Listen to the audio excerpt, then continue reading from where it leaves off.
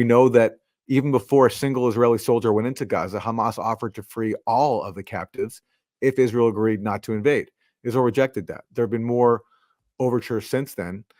They've rescued now a total of, I think, 7 Israeli captives, but 100 have been freed through negotiations. So that's a massive disparity in terms of like which strategy works more, negotiation or rescue efforts. And meanwhile, how many of their own captives have they killed in strikes? One of the captives who was freed, Noah Aragam, said she almost died in an Israeli airstrike.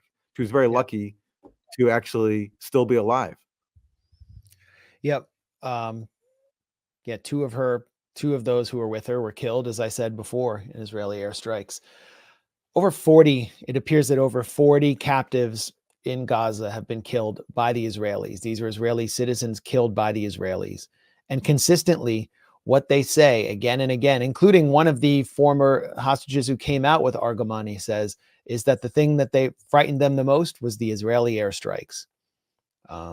They faced very little threat from being killed because they were so valuable to Hamas. Let's look at an image that I think illustrates the disparity in treatment between Israeli captives and Palestinian captives of Israel. Israel currently holds over 3,400 Palestinians in administrative detention, meaning they have been jailed without charges.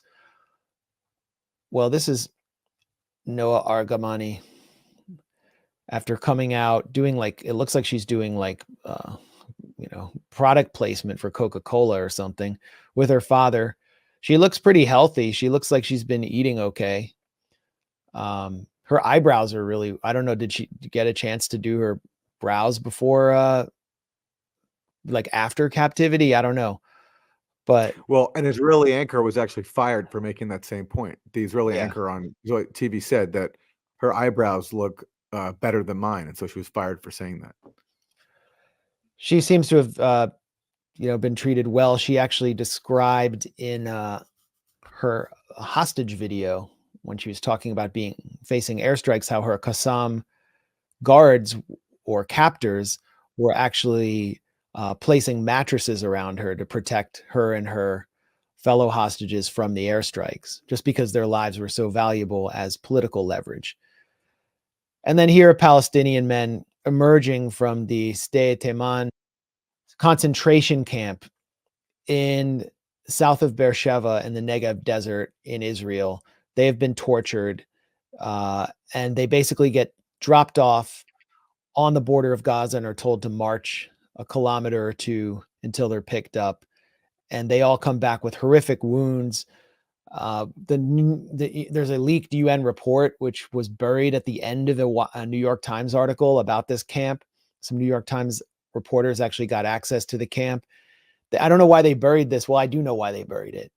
Multiple Palestinian men describing being forced to sit on burning batons, to be sodomized with batons. One man was killed as the result of being sodomized by Israeli concentration camp guards with a baton. And that's buried at the end of a New York Times article. Meanwhile, we'll cover this later if we have time. The bogus rape, sexual assault allegations about mass rape on October 7th were the subject of a front page New York Times feature, which has now been completely discredited and debunked. The co-author has been fired. It's the source of internal rancor.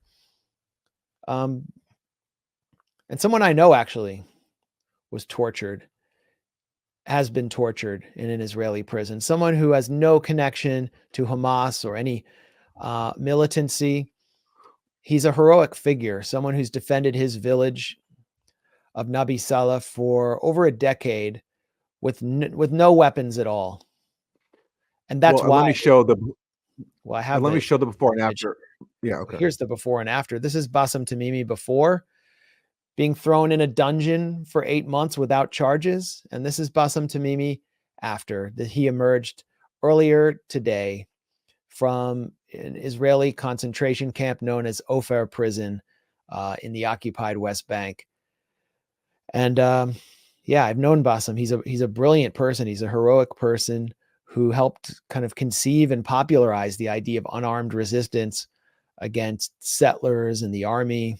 I've been to his village many times. This is me and him in Oslo. You can see he looks pretty healthy there.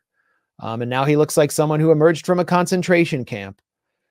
Meanwhile, the hostages emerging from Gaza all look fairly normal. Here's a before and after for Noah Argaman from this is from Tara Alami. She points out, look at the before and after. It's like, you wouldn't notice a difference, and compare that to Bassem Tamimi and all the other prisoners. I mean, and again, those prisoners who even make it out alive from Israeli dungeons. Think about the doctor from Al Shifa Hospital who was kidnapped and didn't make it out alive. He died in prison. So even those Palestinians who are freed are lucky to come out with their lives. And, as we saw from the previous picture, he looked unrecognizable from how he was before. Yeah. Hair turned gray. I mean, he looks like he's lost something like 80 pounds. By the way, Bassem was nearly killed after being tortured in an Israeli prison when he was arrested during the first Intifada. He was dropped from a ceiling by Israeli torturers and was in a coma for several months. I learned this through interviewing him, members of his family. It's not something questioned by the Israelis. So he's familiar with their torture dungeons. And his daughter, Ahed, who was jailed for a long period by the Israelis when she was younger for slapping an Israeli soldier after the soldier shot her cousin in the head with a rubber bullet. Me and Anya Parampil got to interview her cousin. His head was like flattened. He lived. He was miraculously saved, but for the rest of his life, he has like the path of a rubber bullet cutting through his skull. So she slapped a soldier, was jailed in a dungeon. She was jailed again after October 7th because they're considered sort of resistance figures in the West Bank. And I haven't heard anything from her, and I've heard she's extremely traumatized. I don't know what the situation is, but we haven't heard much from her. And then here we have an Israeli former hostage who was released during the early December captive hostage swap. Her name is Agam Goldstein Almog. She was freed in the November truce. And Israelis are basically telling her it's too bad you returned. And she's been met with a wave of hatred by Israelis. Where can one find the space within the laws to deal with such horrific comments from people who live on this earth with me? Like, too bad you returned, or you had it easy in captivity. She said this at a public event. And the reason that they hate her so much and she's getting so much hate mail, she described her relation with her captors. But those are my captors, my food, my water, my life, and my death. People just can't grasp it. So she basically said that they didn't sexually assault her, that they didn't brutally abuse her. And that's how she's treated. Kind of reminds me of how Israeli society treated, and I'm not comparing what happened there to the Holocaust, but just in terms of the collective psychosis, Holocaust survivors from the displaced persons camp, when they entered Israeli society in the 1950s, they were called being marginalized. They were called sabon, which means soap. They were basically hated because they were considered weak, while the Zionists are standing up for themselves. They, according to Zionist mythology, went like sheep to the slaughter.